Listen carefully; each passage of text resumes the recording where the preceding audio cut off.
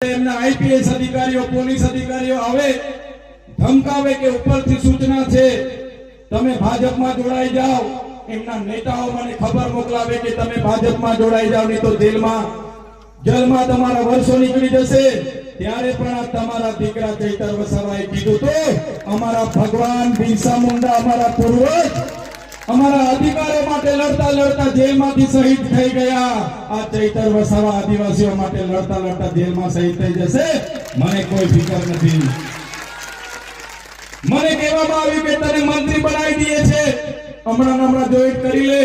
નરેન્દ્ર મોદી ડેડિયાપાડામાં આવ્યા ત્યારે પણ કીધું કે નરેન્દ્ર મોદીના હાથે તમારે ભાજપમાં જોડાવાનું છે, તમને મંત્રી બનાવી દઈશું,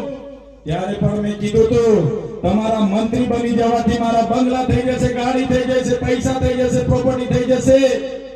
જે પોલીસ મને એરેસ્ટ કરે છે પોલીસ સલામ કરતી થઈ જશે, પણ જે મારી માતા બહેનોના મારા પર આશીર્વાદ છે, મારા પર ભરોસો છે, મારા માટે ફુલાર લઈ આવીને મારું સ્વાગત કરે, સન્માન કરે, એ જ મારા માટે મારી મૂડી છે। તમારા મંત્રી અમારે કઈ ભરવું નથી, અમારા આદિવાસીઓની સેવા કરવાની છે।